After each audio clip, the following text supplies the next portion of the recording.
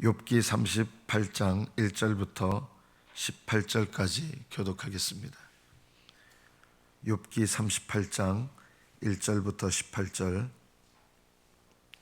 1절부터 교독합니다. 그때 여호와께서 폭풍우 가운데서 욥에게 말씀하여 이르시되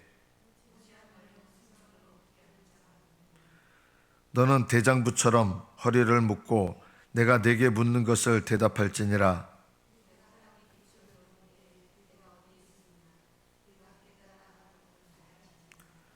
누가 그것의 도량법을 정하였는지 누가 그 줄을 그것의 위에 띄웠는지 네가 아느냐?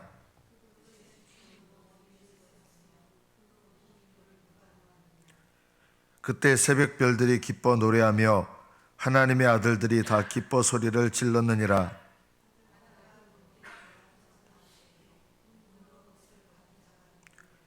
그때 내가 구름으로 그 옷을 만들고 흑암으로 그 강보를 만들고 이르기를 내가 여기까지 오고 더 넘어가지 못하리니 내 높은 파도가 여기서 그칠지니라 하였노라.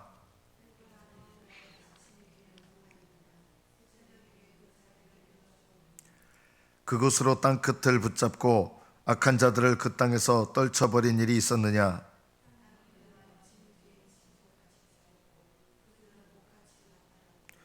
악의 내근은 그 빛이 차단되고 그들의 높이 든 팔이 꺾이느니라.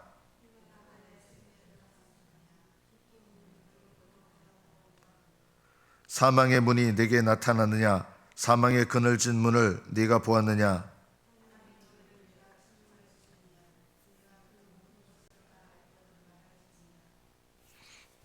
여기까지 받들겠습니다.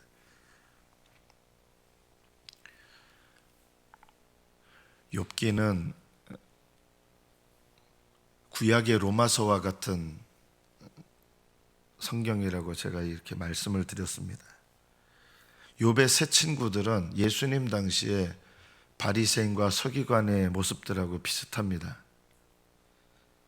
이 예수님 당시의 바리새인과 서기관들은 율법을 잘못 오해를 하고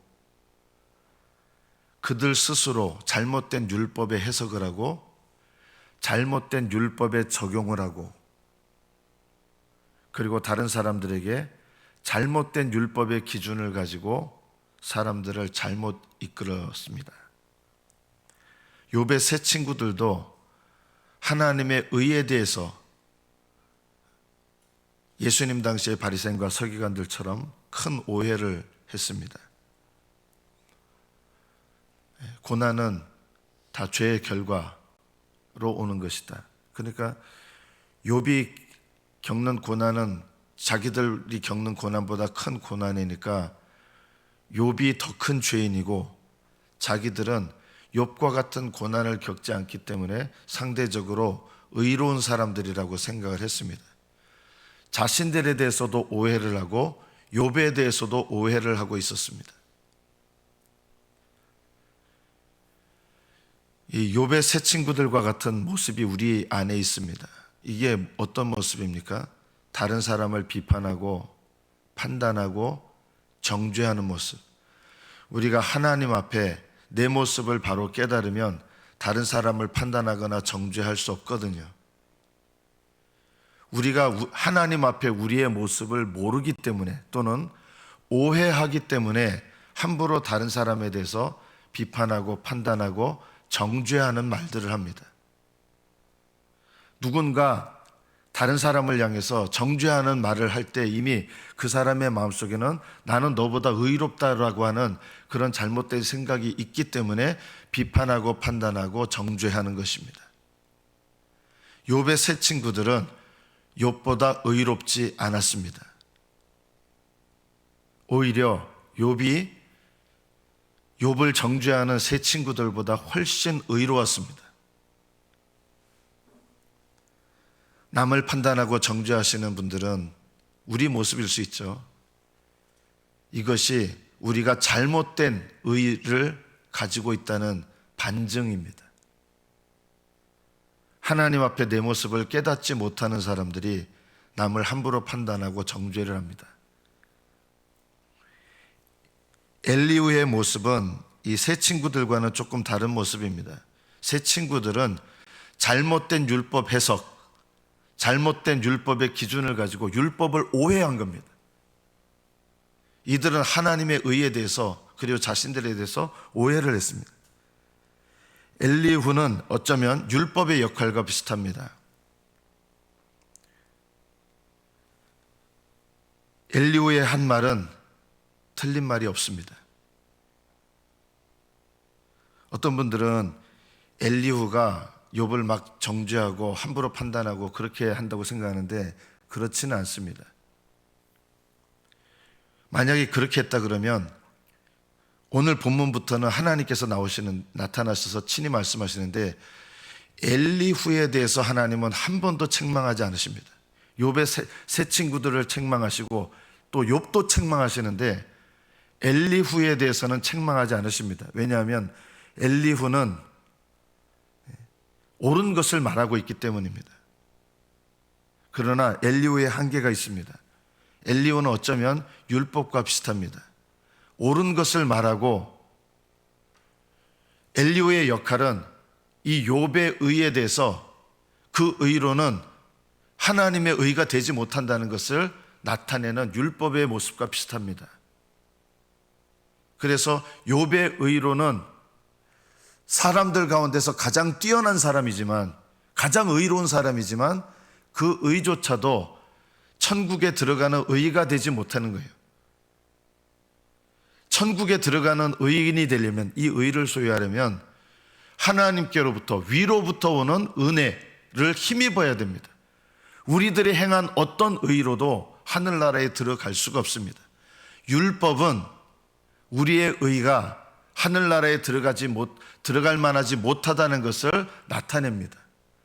그래서 엘리후는 욥에 대해서 뭘 책망하느냐? 욥의 의를 책망한 것이 아니라 욥이 자기의 의를 의지하는 것을 책망하는 것입니다. 욥이 자기의 의를 은연중에 자랑하는 것을 책망하는 것입니다. 그래서 엘리후는 율법의 역할과 비슷합니다. 엘리후의 한계가 있다 그랬죠.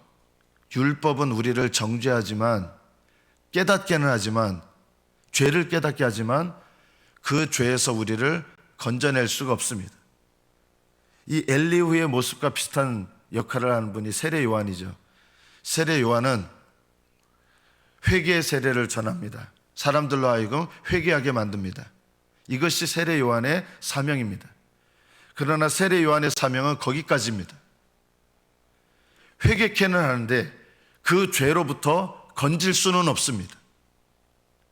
죄를 깨닫고 회개하는 자리로 나오게는 하는데 회개하는 자리에서 구원의 자리로 이끌 수는 없습니다. 회개한다고 해서 의를 얻는 것은 아닙니다. 여러분 생각해 보십시오. 내가 죄를 깨닫고 회개한다고 해서 구원받습니까? 우리는 그렇게 하면 구원받지 않을까? 아닙니다. 우리가 죄를 깨닫고 그 죄에 대해서 회개하는 것은 마땅한 일이지 그것으로 구원받는 것은 아닙니다. 여러분의 삶 속에 회개만 계속하시고 하나님의 은혜를 붙잡는 것이 없다면 그 회개는 뭔가 잘못된 것입니다. 회개는, 바른 회개는 은혜를 붙잡는 자리로 나가야 되거든요. 회개의 목적은 뭐냐면 회개하고 은혜의 자리로 나가야 돼요. 하나님의 의를 붙잡아야 돼요. 십자가를 붙잡아야 돼요. 회개는 하는데 십자가의 은혜를 붙잡지 않는다 그러면 그 사람은 스스로를 늘 정죄하고 죄책감 속에서만 살 것입니다. 세례 요한은 죄를 깨닫게 해서 회개의 자리로 사람들을 이끌었습니다. 이거는 율법의 올바른 기능입니다. 그러나 거기까지입니다. 죄를 깨닫고 회개하는 자를 회복시킬 수가 없습니다. 구원할 수가 없습니다. 또 세례 요한에게 나온 사람들에게 우리가 어떻게 해야 될까요? 옷 두 벌 있는 자는 한 벌 나눠줘라. 그리고 군인들에게는 너희들 사람들을 겁박해서 불의한 이득을 취하지 말아라. 이런 명령은 할 수 있었어요. 그러나 그런 명령을 행한다고 해서 그것이 구원받는 의가 되는 것은 아닙니다. 세례 요한의 한계가 뭐냐면 율법의 한계인데 회개케는 할 수 있고 사람의 의를 행하게는 할 수 있는데 구원하는 의는 안 된다는 것입니다. 오늘 이 본문에 하나님께서 친히 나타나셔서 말씀하십니다. 왜냐하면 하나님께서 나타나신 이유는 욥이 아무리 엘리후의 말을, 사실은 엘리후의 말을 듣고 반박은 할 수 없었어요. 반박은 할 수 없었지만 욥의 마음의 상태를 보면 이렇게 마음을 깨닫고 내려놓지는 않아요. 가끔 옳은 말을 하면 옳긴 옳은데 그 말을 듣기 싫어하는 마음을 가질 때가 있잖아요. 내가 분명히 틀린 걸 알면서도 그 마음을 고치고 싶어 하지 않는 마음. 현재 욥의 상태가 그런 상태였어요. 엘리후가 하는 말에 반박할 수는 없는데 그러나 욥은 마음을 낮추지를 못했습니다.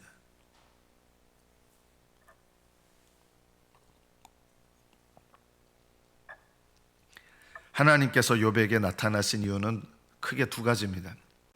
오늘 본문부터는 거의 끝까지 하나님께서 친히 말씀하시는 말씀이 나옵니다. 첫 번째, 하나님께서 직접 나타나신 이유는 욥이 이렇게 얘기했어요. 욥 13장 13절에 보면 참으로 나는 전능자에게 말씀하려 하며 하나님과 변론하려 하노라. 이게 말이 이렇게 고급스럽게 표현돼서 그렇지 이 얘기예요. 내가 하나님 앞에 직접 따져보겠다, 이 얘기예요. 내가 뭘 잘못했는지 하나님 앞에 직접 따져보겠다. 내가 뭐 그렇게 잘못했는지 하나님 앞에 내가 직접 변론하려 하느라. 이게 다른 말로 따져붙겠다는 뜻이에요. 욥은 이렇게 얘기했어요. 욥기 24장 1절에 보면 어찌하여 전능자는 때를 정해주지 않으시는고 그를 아는 자들이 그의 일을 보지 못하는고. 불평하는 마음이 있었던 거예요.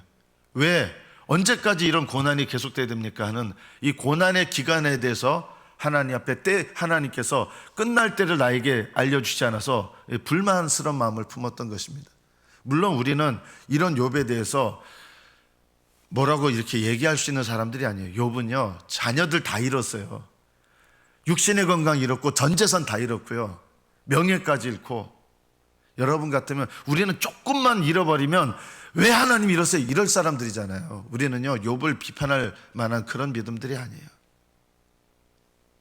욥의 친구들이나 사실은 엘리후조차도 욥에 대해서 욥처럼 이렇게, 욥은 한마디도 불평 안 했어요. 욥기 2장까지는요. 자녀들 다 잃었어요. 전 재산 잃었어요. 건강 잃었어요. 그럴 때도요, 한마디 불평 안 했던 사람이 욥이라는 거 아셔야 돼요.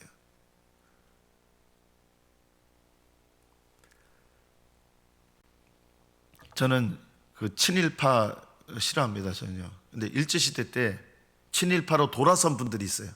처음에는 독립운동을 하다가 친일파로 돌아선 분들이 있는데 이게 왜 그렇게 되느냐. 1919년 3.1절 우리 만세 운동할 때 1920년부터는 그 당시 사람들에게 어떤 생각이 들었는지 아십니까? 일제 소나기에서 벗어나지 못하겠다는 절망감이 들었습니다. 1920년까지는 뭐 우리가 알고 있는 청산리 전투 뭐 많이 있잖아요. 이런 독립군 운동이 1920년을 끝으로 거의 일어나지 않습니다. 1920년에 중국이 아니죠. 자유시에서 자유시 참변이라는 게 일어나고 수많은 독립군들이 엄청나게 죽습니다. 그리고 1920년 이후에 구체적인 독립운동들이 눈에 띄게 줄어들었습니다. 실제로. 그리고 독립운동을 하던 사람들의 마음속에 절망감이 밀려왔습니다. 해방되기 불가능하겠다. 그때부터 변절하는 사람들이 많아졌습니다. 저는 가끔 이런 생각을 해요. 그 친일파, 저도 친일파를 어떻게 두둔하겠습니까? 근데 이제 어떤 생각을 하냐면, 나는 과연 그 시대에 살았다 그러면 나는 정말 끝까지 목숨을 지키면서 신앙을 지키면서 그렇게 살았을까? 신사참배했잖아요, 교회들이요, 다. 우리 통합총회에서도요, 1938년도에 신사참배는 우상숭배가 아니라고 교단 결의를 했습니다. 우리 교단이요. 그래서 신사참배에 참여하겠습니다. 그럼 다른 교단 안 그러냐? 다른 교단도 다 그렇습니다. 왜 그렇게 됐느냐? 저는 이제 지금 후배 목사님들이 그거에 대해서 막 맹렬하게 비판하고 하는데 저는 이제 두둔할 생각은 없어요. 나는 과연 그런 일제시대 때 1938년도에 살았으면 나는 과연 목숨 걸고 감옥에 가도 소망이 없었어요. 그 당시에는요. 나는 믿음을 지키고 끝까지 신사참배 반대했을까? 한경직 목사님이 템플턴 상을 받을 때 그 영광스러운 상을 받으면서 울면서 하나님 그 자리에서 고백한 게 있었습니다.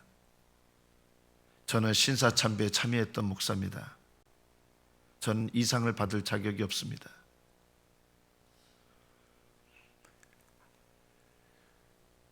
그 당시에 믿음을 지키고 신앙을 지킨다는 것, 목숨 걸고 지킨다는 것, 이 시대에는 머리로 생각하는 거야 얼마든지 쉽죠. 그만큼 어려운 것입니다. 우리 찬송가에 있거든요. 어두운 밤, 깊은 밤. 이 김알란 씨가 지은 찬송가 있거든요. 근데 김알란 씨도요, 친일파 됐습니다. 나중에. 저는 그 찬송이 여기 있어야 되는지 솔직히 잘 모르겠지만 그렇다고 해서 제가 그 정도로 고통스러운 시기에 끝까지 신앙을 지킨다는 것이 그렇게 어렵다 이것입니다. 두둔하는 게 아니라 내가 그 상황이 되면 나는 과연 믿음을 지킬 수 있을까?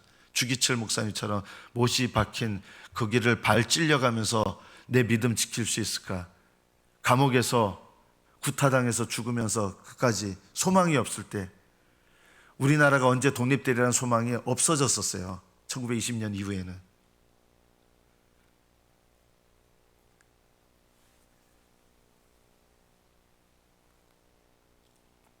욥은 하나님께서 친히 나타나셔서 욥에게 말씀하시는 것은 이렇게 훌륭한 사람들, 저는 아직도 욥보다 뛰어난 의인을 본 적이 없습니다. 실제로 역사 속에서 살았던 분들 다 포함해서 현재 살고 있는 분들 중에서도 욥처럼 이런 삶을 산 분을 저는 본 적이 없습니다. 그러나 이런 욥의 의조차도 천국에 들어가는 의인은 되지 못한다는 것, 하나님은 이것을 욥을 통해서 또 우리에게 말씀하시는 거예요. 천국에 들어가는 의인은 어떤 인간의 의로도 불가능하다는 것입니다. 그러면 하늘로부터 오는 의를 받으려면 그 의는 예수님의 십자가의 의죠. 예수님의 의죠. 그 의를 받으려면 뭐가 필요할까요? 내 의로는 하나님께 순종하지만 이게 의잖아요. 이 의로는 하늘나라에 들어갈 수 없다는 것을 알고 우리의 한계를 알아야 된다. 우리 인간의 의의 한계를 알아야 된다. 이런 마음을, 이것을 깨달아야 의를 받게 되는 거예요. 믿음으로 하나님의 의, 예수님의 의를 받잖아요. 믿음은요, 아무것도 아니에요. 오해하지 마세요. 믿음은 아무것도 아니에요. 하나님의 은혜가 우리를 구원한 거지 믿음이 우리를 구원하는 거 아니에요. 그러면 믿음이 공로가 되죠. 믿음으로 말미암아 구원받는다는 말은 믿음은 그냥 받아들이는 거예요. 100% 하나님의 의의 선물을 그냥 받아들이는 게 믿음이에요. 그러니까 믿음은 구원받는데 요만큼도 공로가 없어요. 믿음을 자랑하지 마세요. 믿음 좋다고 자랑하지도 마세요. 믿음을 자랑하는 것만큼 어리석은 것이 없어요. 의를 자랑하는 것도 어리석고 믿음을 자랑하는 것도 어리석다. 우리는 은연중에 내 믿음 좋다고 얼마나 자랑합니까? 안 그렇습니까? 내가 이런 고난을 겪으면서, 내가 예전에 이런 어려움을 겪으면서 내가 믿음으로 하나님 앞에 부르짖었더니 하면서 은연중에 우리는 내 의를 자랑하고 내 믿음 자랑하고 내 믿음이 얼마나 좋은지 자랑하고, 믿음이나 내 의는 자랑할 게 아니다라는 것을 아셔야 됩니다. 하나님 앞에 결코 우리의 어떤 의도, 우리의 어떤 믿음도 우리는 자랑해서는 안 된다. 이것이 욥기가 우리에게 말씀하시는 것입니다. 주님께서는 욥에게 이렇게 말씀하십니다. 폭풍우 가운데서 욥에게 말씀하여 이르시되 무지한 말로 생각을 어둡게 하는 자가 누구냐? 욥에게 너는 무지하다고 하신 거예요. 하나님께서 욥에게 등장하실 때 아유 욥아 이렇게 등장하지 않으셨어요. 폭풍우 가운데서 하나님은 욥을 사랑하시기 때문에 친히 이렇게 나타나신 거예요. 이런 식으로 나타난 사람 거의 없습니다. 그러나 폭풍우 가운데서 주님께서 욥에게 처음 하신 말씀은 무지한 말로 생각을 어둡게 하는 자가 누구냐? 욥을 책망하십니다. 사랑하시기 때문에. 욥은 무지했다는 것입니다. 올바른 지식을, 온전한 지식을 갖고 있지 못했습니다. 하나님은 인간의 의의를 기뻐하십니다. 오해하지 마십시오. 인간의 의의를 기뻐하십니다. 그러나 그 의의를 의지하는 것 기뻐하지 않으십니다. 하나님은 인간이 하나님의 말씀에 순종하는 것 기뻐하십니다. 그러나 그 기뻐하시는 자기의 행위를 자랑하거나 의지하는 것 기뻐하지 않습니다. 그래서 인간은 의를 행하되 하나님 앞에 가져야 될 태도가 있습니다. 겸손입니다. 내가 하나님을 향해서 하나님을 위해서 어떻게 살아왔는지 은연중에 자부심을 갖고 있는 분들이 있다면 그거 내려놔야 됩니다. 의를 행하시는 분들이요, 예를 들어 교회에서 제가 우리 교회에서 기도 제일 열심히 했습니다. 그 의를 내려놔야 됩니다. 우리 교회 옛날부터 있었던 중에 우리 교회 제가 제일 오래 있었습니다. 그게 하나님께 뭐가 된다고요? 그게 도대체 뭡니까? 우리 교회 설립 때부터 우리 집안이 있었습니다. 그게 뭐라고요? 이런 것들이 바로 우리가 우리 자신 안에 있는 어떤 것들을 자랑하는 방식들입니다. 여기 남아 계신 분들이요, 우리 교회에 제가 새벽을 지켰습니다. 좋은 일입니다. 그러나 자랑하거나 자부심을 갖지 마십시오. 우리 교회가 어려울 때 제가 눈물로 기도했습니다. 좋은 일입니다. 그러나 자랑하거나 그것을 의지하지 마십시오. 욥기에 가장 중요한 것은 인간의 의를, 인간 스스로가 그것을 의지하거나 자부심을 갖거나 그것을 스스로 의뢰하는 것, 하나님께서 기뻐하지 않는다는 것입니다. 욥에게 이것을, 욥은 실제적으로 가장 의로운 사람이었지만 이 욥의 의조차도 하나님은 자랑하거나 의지하거나 내세우지 못하도록 하시는 것입니다. 오늘 본문을 일일이 다 말씀드리지 않겠습니다. 4절부터는 창조주 하나님을 말씀하셔, 하나님이 어떻게 창조하셨는지 이거를 왜 말씀하실까요? 얼마나 오묘하신 하나님의 창조 네가 아느냐? 내가 무슨 법칙에 의해서 창조했는지 아느냐? 저는 늘 몸을 생각하면서 너무 놀라운 게 있어요. 어떻게 이렇게 이가 범낭질이잖아요. 뼈도 아니고 이게 돌 같은 거잖아요. 이게 어떻게 부드러운 살에서 이게 점점 솟아날까?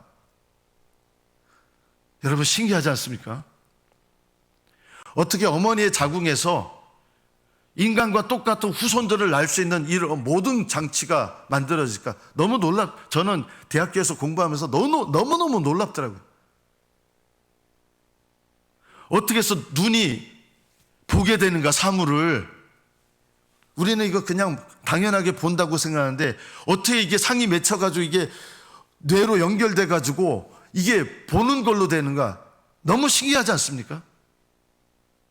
저는 우리 인체, 하나님이 만드신 이 인체 구조만 봐도 너무나 놀랍고 너무나 까져가지고 상처가 나면 여기 진물이 나면서 그게 딱지가 되고 다 딱지가 떨어지면서 다시 살이 돋아나고 어떻게 리페어 시스템이 되는가? 사람의 몸속으로 들어가면 아르기닌, 구아닌, 시토신 이런 4가지 아미노산이 합쳐져 가지고 이게 나선을 만들어서 이게 꼬아지면서 염색체를 만들고 이게 두 사람이 합쳐져 가지고 하나의 성염색체가 합쳐져서 염색체를 만들어서 그 정보가 자손들에게 전달되고 계속 자손이 이어지고, 저는 이 되어지는 세포 안에서 되어지는 과정 봐도요, 우주가 인간의 몸 안에 있어요. 어떤 면에서 보면 너무너무 하나님은 놀라우시고, 저는 하나님께서 만드신 인간의 몸만 봐도 하나님은 전능하시다, 너무나 대단하시고 너무나 놀라우시다, 어떻게 이런 걸 만드셨을까? 어떻게 이렇게 대단한 걸 만드셨을까? 이렇게 찬양하게 돼요. 하나님께서 욥에게 왜 창조주 하나님이심을 나타내십니까? 이렇게 네가 알 수 없는 오묘한 모든 것들을 창조하신 하나님의 지혜로 너의 삶 가운데 역사하신다는 거예요. 그런데 너의 작은 지혜를 가지고 내가 너의 삶에 허락한 이런 일을 잘못 해석하고 네가 나에 대해서 불만을 품느냐? 내가 너에게 이런 고난을 준 목적이 네가 뭔지를 아직 잘 모르는데 이런 것에 대해서 창조주 하나님이 얼마나 오묘하시고 너의 삶 가운데도 오늘 이 12절부터는 창조하신 것들을 이끄시고 섭리하시는 하나님을 또 얘기하는 거예요. 이걸 왜 얘기하십니까? 하나님 창조하신 것을 하나님이 다스리시고 이끄시는 걸 섭리라 그러거든요. 내가 지금도 여러분 우주가 돌아가고 지구가 돌아가고 아침이 되고 저녁이 되고 아침이 되고 저녁이 되고 놀랍지 않으십니까, 여러분?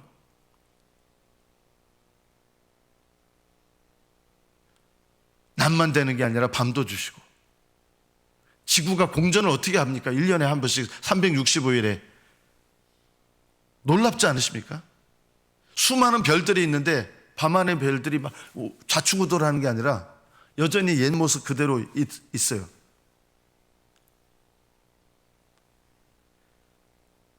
얼마 전에는 벚꽃이 폈고 거기서 꽃이 피고 순식간에 푸른색이 됐어요. 너무나 놀라우시다 하나님. 만드신 만물을 지금도 붙들고 계시거든요. 벚꽃 하나 떨어지는 것도 하나님의 섭리를 벗어나는 거 하나도 없습니다. 은행나무 잎이 떨어지는 거 저절로 떨어지는 법이 하나도 없습니다. 섭리입니다. 이게 섭리. 섭리라는 말을 왜 얘기하십니까? 너의 삶 속에서 일어나는 일도 결코 우연한 일이 없고 하나님의 선하신 뜻을 이루어 가시는 하나님의 목적이 있다는 거예요. 네가 그 목적을 일일이 다 아냐? 자연의 섭리도 네가 이해하지 못하면서 내가 너의 인생을 향한 나의 섭리에 대해서 네가 이래라 저래라 네가 이러쿵저러쿵 말할 수 있는 존재냐? 이거를 하나님이 말씀하시기 위해서 욥에게 창조주 하나님의 창조와 또 창조하신 것들을 이끌어 가시는 섭리에 대해서 욥에게 말씀하시는 거예요. 여러분의 삶에 일어나는 일은 우연히 일어나는 게 한 가지라도 있을까요? 정답을 말씀드리건대 아무리 작은 일조차도 하나님의 섭리를 벗어나는 일은 단 한 가지도 없습니다. 섭리를 벗어나는 일이 없다는 말은 우연히 일어나는 일은 단 한 가지도 없다는 뜻입니다. 하나님이 그 일을 일으키신 건 아니에요. 일어나도록 허락하신 거예요. 섭리는요, 모든 죄악들이 하나님 만드신 건 아니잖아요. 그러나 죄악들이 역사하고 악한 영들이 역사하고 죄악된 사람들이 역사해서 나에게 영향을 미치는 것, 이 모든 것들은 하나님의 섭리 속에서 하나님 허락하시고 그것을 통해서 왜 악한 일을 나에게 허락하십니까? 그것을 통해서 이루어 가시는 하나님 선하신 뜻이 있다는 것이죠. 그것을 안다면 우리는 내 삶 속에서 일어난 억울해 보이는 일들, 불의해 보이는 일들, 그것에 대해서 원망하거나 불평하거나 오해하지 않을 것이다라는 것입니다. 말씀을 맺습니다. 우연한 일도 없고 억울한 일도 없고 하나님은 다른 사람이 나에게 불의한 일을 할 수 있습니다. 그것에 대해서 저절로 일어나는 일은 없다.